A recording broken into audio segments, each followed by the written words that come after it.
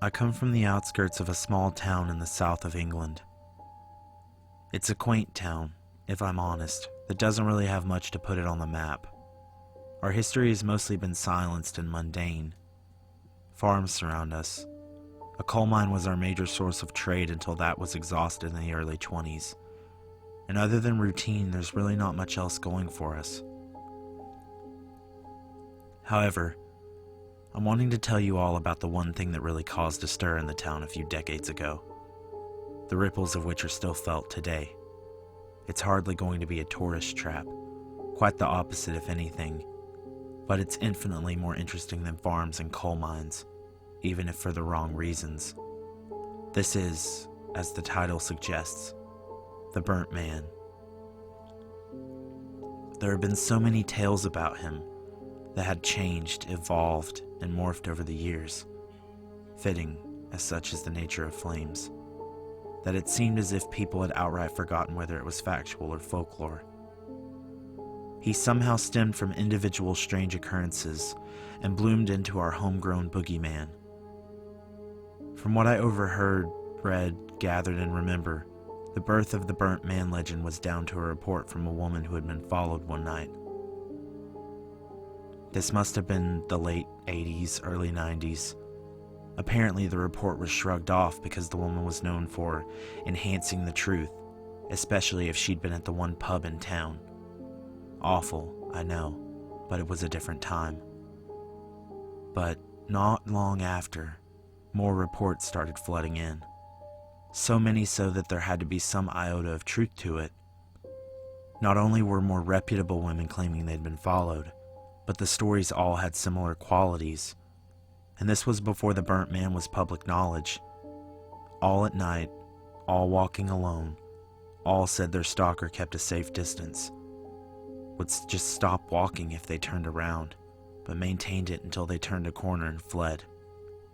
Everyone in the town knew each other, if not directly, at least via a friend or a family member, so the fact no one could quite put a finger on who the mysterious figure could be, it caused quite a stir. The embers of the story were fanned when, after a month or two of reports and no successful action, some of the women had managed to catch a glimpse of him, or so they claimed. From what I can recall, there was an anxious excitement that blazed from mind to mind, and everywhere from the post office to the school, to the pub, to the doctor's office, there was some version of the Burnt Man being told. The descriptions have been so varied over the years that it's difficult to discern whether the mundane or fantastical reports came first. They seem to have been bandied about with such a fervor that it became a form of entertainment, moreover warning. Some of what stuck with me are: most of the face burnt, so that only tough scar tissue and pink sundered flesh could be seen, which was quickly contradicted with, wears a mask and hat to cover his disfigurement. No eyebrows or eyelashes, no facial hair, completely bald, though who would get so close to see? Others claimed, scalp scorched so severely that only tufts and clumps spouted out sporadically and wildly, and even they were tinder dry and wisps at most. Some people said he was burnt so bad that his flesh still glowed with the embers. Others said that in his eyes you could see the flames of hell flickering. Soon after, there came the idea that certain telltale signs could be spotted that let you know he was around, even if you couldn't see him. If there was an inexplicable smell of sulfur, then he was lurking nearby. Your only cause of action would be to flee the scene and find someone to help. If you were walking and happened upon a pile of ash, it meant he'd been there not long ago. This one apparently had most evidence, but then was later debunked when a group of teens were cautioned by the police after they were caught leaving trails and mounds of ash outside the houses of widowed women. If you hear high-pitched laughter or squeaky voices conversing in a different language, they were his minions that scouted prime victims. My favorite one was, apparently, so long as you had a keen eye you could work out his location in advance if you looked above the houses and spotted a thin trail of smoke. I used to be obsessed with the idea that, no matter what I was doing, no matter where I was, there could be a scream or a cry for help at any moment. Whether from a prank or an imagined sighting, I didn't care. It simply fascinated me. Maybe because the town was so boring, and this element of danger offered a remedy to the mundanity, but still. Though, after a while the reports grew more worrying and took a sinister turn. People were no longer being followed, but attacked, and more. This substantiated a lot of the fear that people were feeling, and I suppose it took the excitement away and replaced it with genuine danger, at least for a while. Though it transpired that these reports always claimed the man was wearing a mask and a hat, they flooded in so fast and so widespread for the size of the town that it caused further panic, and then theories began to increase the velocity of the rumor mill. People began to wonder whether some of these attacks were from opportunists, taking advantage of this feared assailant and dressing themselves to fit his fabled aesthetic, going out and paying heed to their urges of malcontent, whilst having a readied cooked scapegoat to take the blame. Some believe there was an organized group. Whether local or from afar, it was never made clear. Whisperings of a cult were entertained with this theory. Some outright went and decided that, with such a volume, the burnt man was in sooth a supernatural being, and he was employing some diabolic power to increase his activity. Soon after the attacks, the whole burnt man phenomena began edging towards its climax, when people began disappearing without a trace. And finally, when 4 bodies were found, bound and burnt. In one of the stables about a mile out of town, a strict curfew was enforced for both women and men. Of course, the initial response to this was that the farmer was the burnt man all along, but that was quickly disproven when his own body was found, also burnt and bound. The town had been more tense than it had ever been, and the vigil held for the deceased was heartbreakingly sparse, seeing as most people didn't want to be caught outside if they did not have to be. Effectively, the curfew reduced the reports, the attacks, and the fear, though there were still a few here and there, perhaps from desperate nobodies wanting to claim a semblance of relevance. I'm unsure. Usually younger people, or those who had been the subject of some trivial scandal or other, would still have the odd person believe it was the burnt man, rather than them escaping into anonymity or relocating to a bigger city where the opportunity was rife. When it all died down, that's when the aforementioned tales took full force. It was as if, in the absence of imminent danger, people actually missed it. The stories either intended to keep people vigilant, or they had a sick intrigue like me into what awakened a sleeping town. It was the farmer's illegitimate son, was a strong claim. The man tried to burn him alive as a lad, so he ran away, grew up, and got revenge. A demon, another story that the more spiritual and God-fearing championed, born from flames and cast out of hell because he was too evil, even by their standards. A psychopath from the asylum in the next town over. This I found most chilling in its plausibility. That asylum was renowned and had a horrid history. An arsonist who burnt his family in a fit of madness, and his only way to state the agony was subjecting others to the same fate. Over the years, the burnt man has found himself join the Halloween rostra. I've seen kids knock at doors in their little groups, some as witches, vampires, werewolves, and Frankensteins, and then one wearing a top hat with orange ribbons dangling down, and a thin mask that covered most of the face. Any flesh left visible painted pink and raw. It's also become a tradition in the town that on the day the bodies were found, people will take old clothes, fill them with hay, much like the Guy Fawkes tradition on bonfire night, and burn them, an offering to keep the demon bastard psycho at bay. It's actually surprisingly festive, and even the adults will join in, dress up, share drinks. They love to watch the kids scream with feigned terror, watching the blooming fireworks color the night sky, and trade their favorite burnt man tale to friends who have heard them a million times already, or listen to the older generation who saw him once heading towards the forest, or introducing children to the terror of their town.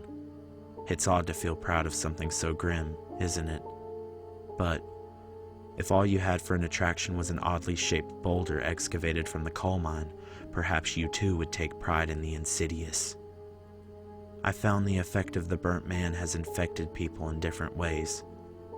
Especially when it comes to the annual burning, it's as if the horror himself is famous, equally treasured, revered, and feared. The amount of women I've seen chatting to the men wearing more impressive costumes, and giggling, chatting, even screaming with laughter as the man would grab them around the waist and pretend their intention is to throw them onto the pyre. I guess we all like that danger, because it reminds us that we're lucky to be alive. I must admit, too, I've taken advantage of dressing up, sharing drinks, and using the fable to win some attention from others. Most even love when I commit myself to the character completely. A role play of sorts. Though, I must say my favorite thing about the tales, the legends, the horror and sick excitement, is when I take off my mask. They all make the sheer look of terror on my next victim's face all the more potent.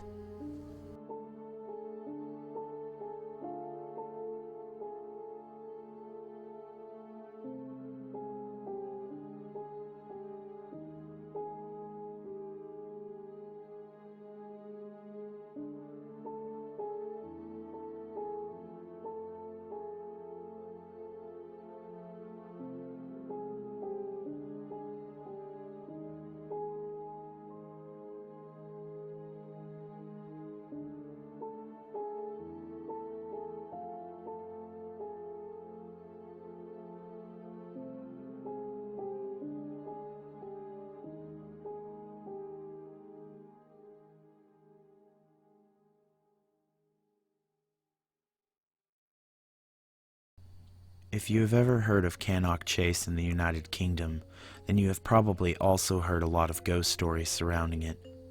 The most famous one, however, has to be about the black-eyed children of Cannock Chase. I had heard a lot of the stories, but never really believed in it myself. Me and my friends, Sam and Becky, run a fairly successful paranormal YouTube channel. We mostly film around the West Midlands and in haunted locations. We just do stuff like use a Ouija board, ask spirits to communicate with us, and pretend that we're making contact with them. Me and Becky are the people on the channel who go out and try to communicate with the spirits, and Sam is the cameraman who occasionally throws a rock in the background so we can all act startled and go, "What was that?" It gets us some fairly good views, enough at least that it's a decent source of income on top of our day jobs. We were celebrating our 4th anniversary of doing this YouTube channel, and so we wanted to do a special video. Living in Wolverhampton, Cannock Chase is about a half an hour drive away, so it made sense to do it in such a popular location. We arrived there dead on midnight and filmed for a few hours with nothing happening.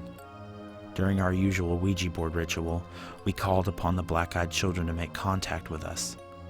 We mocked and imitated them making contact with us, and even had Becky act like she had been possessed.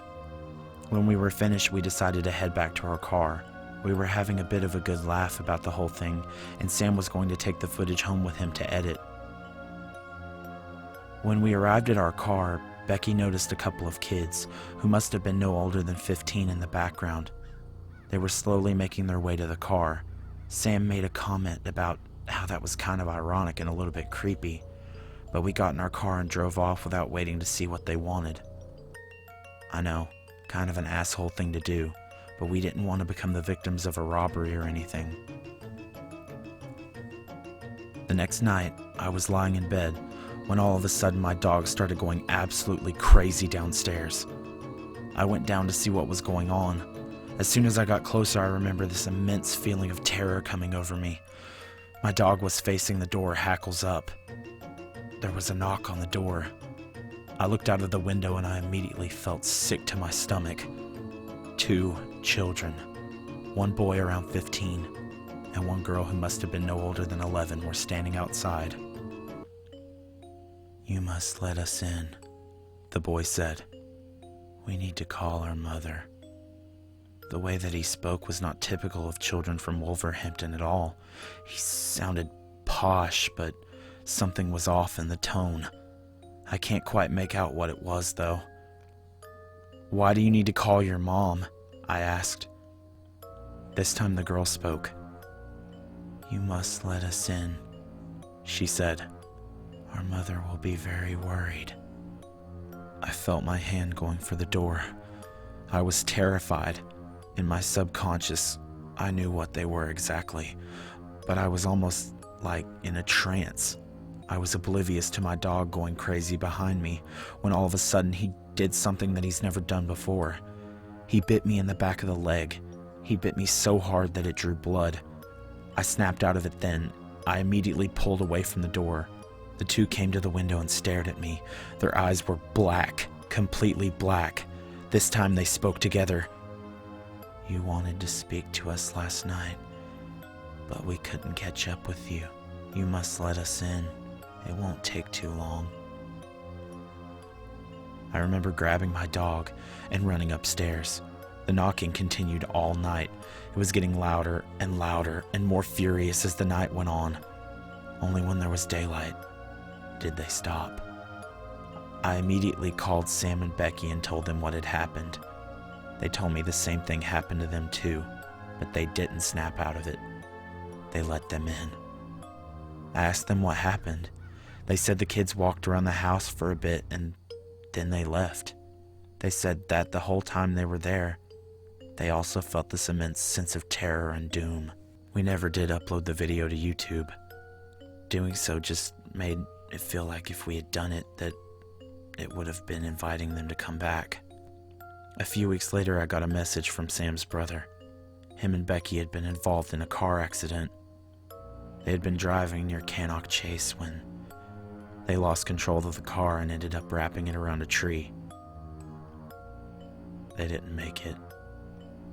I have no way of telling for sure whether them letting the black-eyed children into their house was the cause for this. But the fact that they did it, and that they died near Cannock Chase, and I didn't, makes me think that maybe if I had let them in too, I would be dead. I still get nightmares of them. I still sometimes worry that they're going to stand outside my door one day and ask me to let them in. I wake up in the middle of the night screaming, terrified. I spend hours at night debating whether to take a peek outside of the window.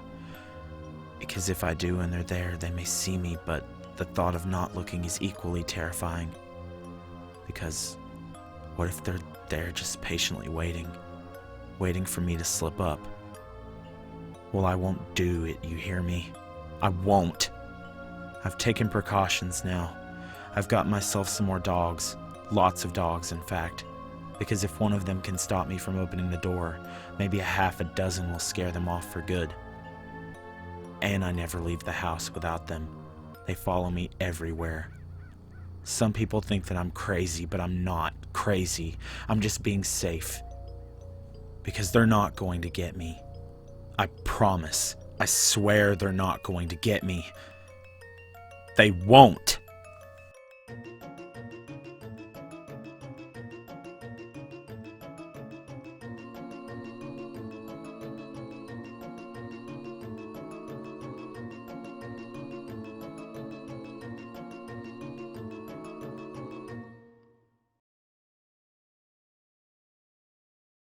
A skinwalker is a person with the ability to transform into any different type of animal at will.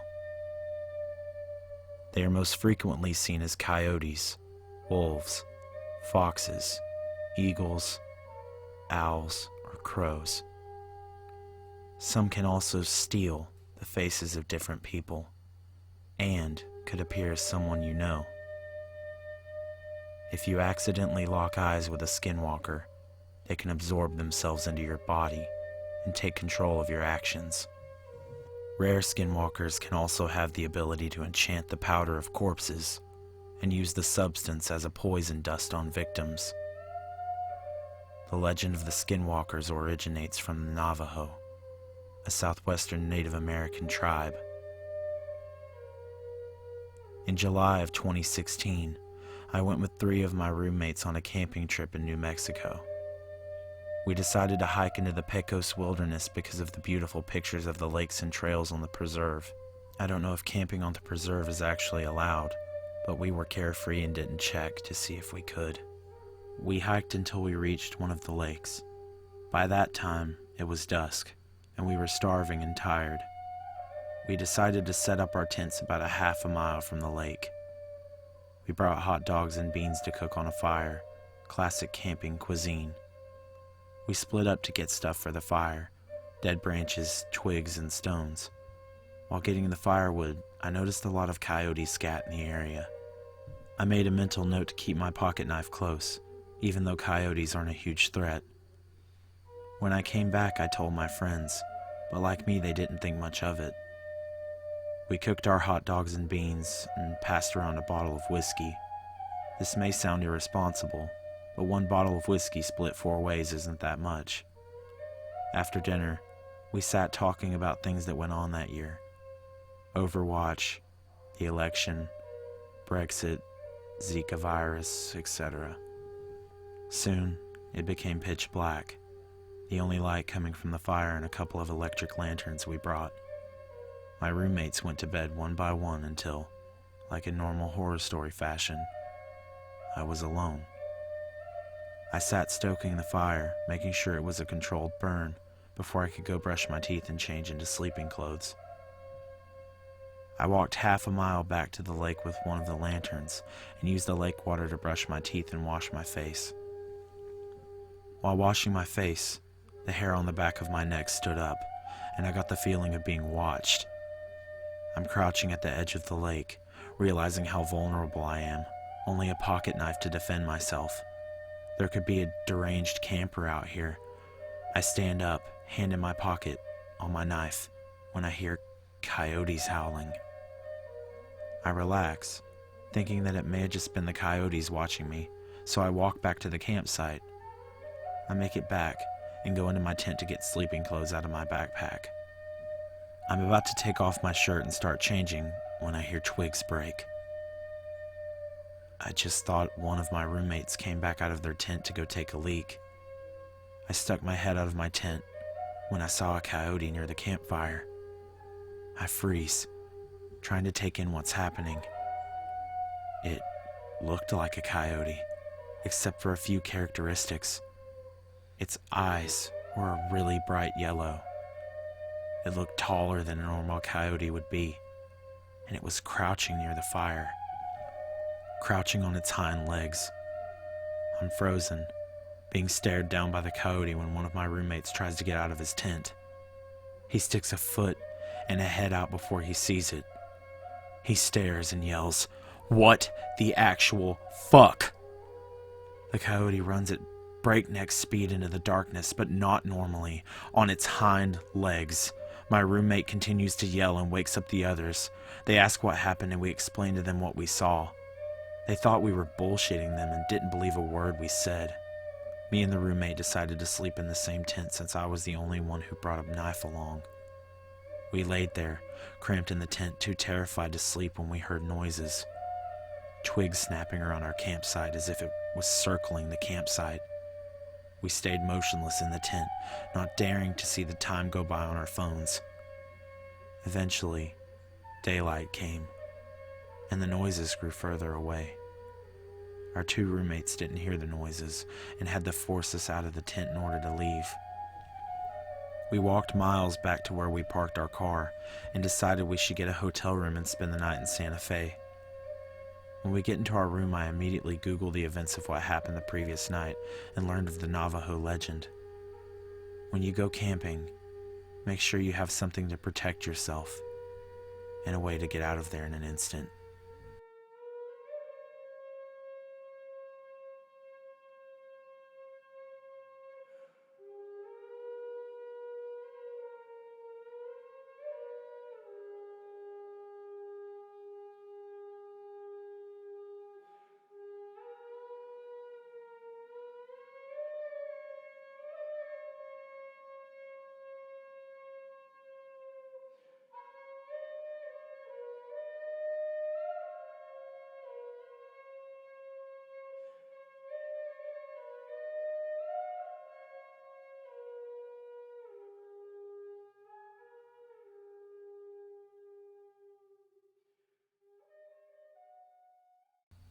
There are not many Russian urban legends, Not that we lack any imagination.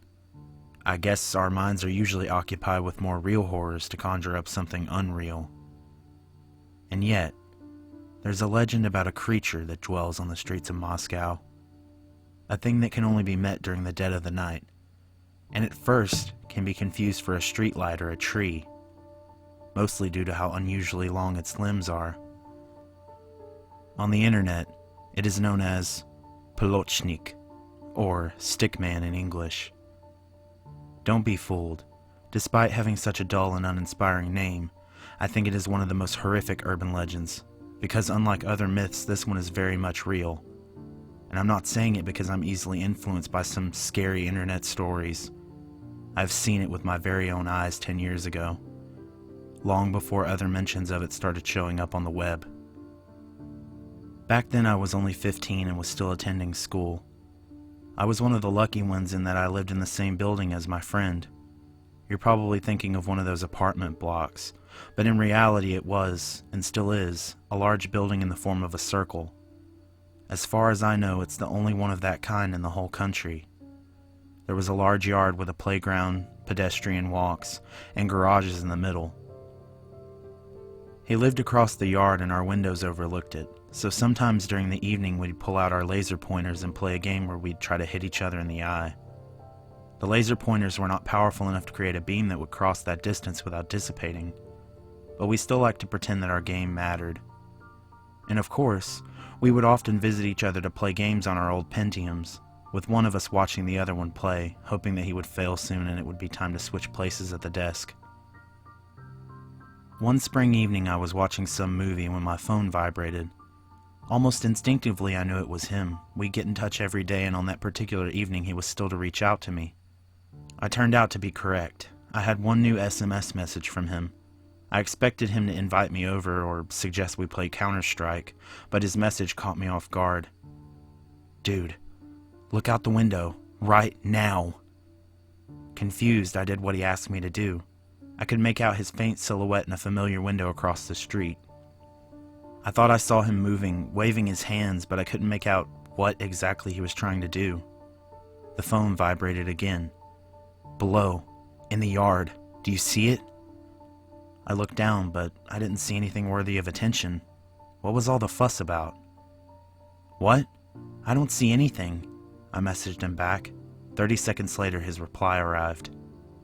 There, by the garages. Do you see him? This time I was determined to see what got him so worked up, so I squinted and started looking. The streetlights were already on, illuminating the street below with their unwashed yellow light bulbs, so I didn't see him immediately. Streetlights, garages, trees. The unfamiliar shape caught my eye. Looking out that window since my birth, I knew every inch down below, so something new would not escape my gaze even with the lights being so dim. I'm sure my friend noticed him due to precisely the same reason. He was easy to miss, his long limbs and extremely thin stature making him look almost like a pole. Only, it couldn't be a man, could it? I looked at the tree next to him to get the reference. There was no mistake. The mysterious figure was at the very least 3 meters tall. I see it. Dude, what is it? I asked, my imagination already going wild. While the childhood side of me wanted it to be something creepy so that I could brag about it in school the next day, deep inside me I knew that it couldn't be something alive. In my mind, it was most likely some weird installation, and my mind was playing tricks on me, telling me that it was something humanoid. The message that arrived 30 seconds ago wiped the smile from my face. I don't know, man, but you should see it walking. I looked out the window again. The figure was still there. Was my friend messing with me? The figure was in a slightly different position than before. Did you see it move? A new message asked me. No, it didn't, I wrote back. Then, I saw it move. Despite how far away it was, it instantly became clear that it wasn't a person. Its movements were sharp, quick, and fluent at the same time.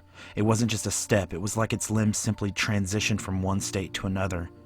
Yet even from the distance, I caught on how its long, frail legs were bending in too many places, how abnormally it was shifting its weight. Finishing its movement, it froze in place again, completely immobile. I guess it really was trying to pretend to be a lamppost. My phone beeped again. "Did you see it? So cool. I'll go grab my dad's camera." Perhaps the reasonable thing would be to stop him, to tell him not to stick his neck out. But I was a kid, so I had different priorities. "Is it digital?" I tapped into my phone, more concerned whether he'd be able to share the photos. I knew that it was something supernatural at that point, maybe even dangerous. But I was high up in my apartment, gleeful about how awesome it would be to show off the photo of that thing in school the next day. And it was down below. How could I even fathom that despite the distance that was between us, it could still pose a threat? How could I know that it could climb the walls? I received another message from my friend. Got it. I looked out the window, and sure enough, his silhouette was back there with a big professional camera in his hands, about to make the last photo in his life. Had he known how to operate the camera, he'd figured that using a flash at such a distance was pointless. But his father forbade him to even touch it, fearing that the boy might damage it by accident. And when he pushed the button, the mighty flash illuminated the entire yard. The creature reacted instantaneously, its head snapping back to look at where the flash was coming from. Then it started walking backward toward my friend, its head still turned 180 degrees. Its knees were flying high up in the air, and its body never turned around as it was walking. Only the limbs did, one at a time, without interrupting the creature's pace for a moment. My friend's silhouette disappeared. No doubt he hid from the creature, alerted by its approach. I got a message full of panic from him. "Oh, I think it swapped me." The creature was getting taller with each step. Its legs stretched out, and each step was getting longer than the last. It was picking up the pace, walking as fast as possible without breaking into a run. When it approached the wall, it grabbed it with its two hands, and then in one short leap, lifted itself onto it with unnatural ease, and it started crawling upwards like some four-legged spider. It seemed like gravity didn't bother it in the slightest. "I'm in my closet. Is it still there?" was the last message my friend sent me before it crawled through his window. I could only see its shadows as it started quickly moving inside his room. I didn't know what it was doing to him. To this day, nobody does. I only know that by the time it was finished, my friend was gone. I remember suddenly recognizing its silhouette in the square of his window. I could clearly see it pick something up from the floor. Then it turned its head in my direction, and I fell to the floor, hiding from its sight. "It's got his phone," I thought in panic. Surely it couldn't know how to use it, right? It couldn't see that my friend was discussing seeing it with someone. But when I carefully peeked out, the creature wasn't in my friend's room anymore. It was already striding in my direction. The creature gained an unsightly, bloated sack under its stomach that was shaking when it was moving. I fell to my knees and quickly crawled out of my room, locking myself in the bathroom. In my panic, I didn't think to call my parents, who were sitting in another room watching some sitcom. I simply couldn't see how they could help in that situation. I spent there a good hour before my father decided to check up on me, and upon entering my room, started angrily demanding that I come out of the bathroom and clear the mess in my room. When I stepped inside, the realization of what had transpired finally surfaced through the shock, and I started crying in fear. My father comforted me, but he was very confused. He couldn't understand why my window was open, and all the contents of my closets were on the floor. But to me, there was no doubt about it. If I had stayed in the room, if I had hidden the closet like my friend had, there would be 2 missing persons cases. My friend's body was never found. But I did find out that there were other people like me. That other people on the internet saw it too. There are photos and even videos. So I know that it's still out there, looking for its next meal. And probably looking for me. So I have to be ready. To this day, I avoid lampposts and tall trees at night. To this day, I fear that I might not wake up. And to this day, despite living on the 11th floor, whenever I look out of the window, I still fear to see its blank face.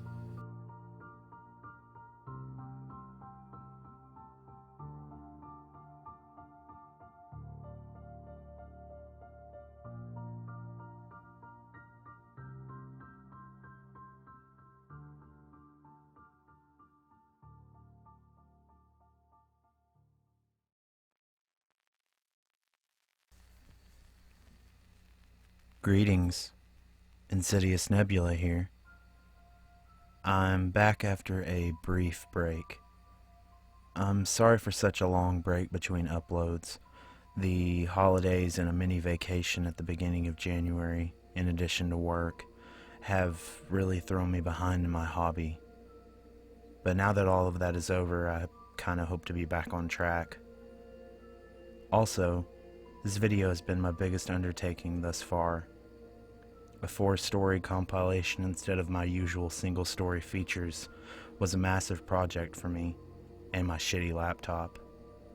At least I have that killer mic, right? It took a lot of time to record this and an even longer time to edit all of my audio and put it all together. I had a lot of trouble because it just wasn't coming out like I wanted it to initially, so I started over from scratch, which took me a very long time to redo all of that stuff, so that's another reason that this video took a little bit longer to put out. But I'm very happy with how it turned out. I hope you all enjoy it because I put a lot of hours into it. I'm going to shoot for 2 uploads a month on Sundays as I usually do. And my next video will be a single story feature that comes from the same friend who gave me the story that is featured in my very first video. Let's just say that it's a very unnerving experience to say the least, and I cannot wait to bring it to life. I should have that one up before the end of the month, so look forward to that.